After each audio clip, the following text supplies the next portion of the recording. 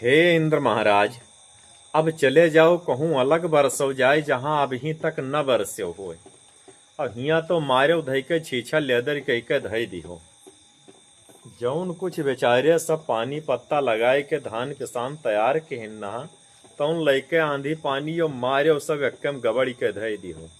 अरे गन्ना वन्ना के जौन हाल ये है कि 12-12 फुट के सब जमीन ले लें, धान वान सब लोटरे पर हैं और भी न जानी का हो जई जो कहूँ ऐसे 4 रोज और बरस्यो।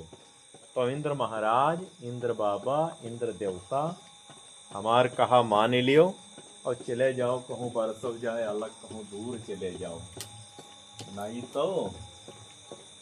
नहीं तो जौन बचा कुचा है वो सब चौपट हो जाई।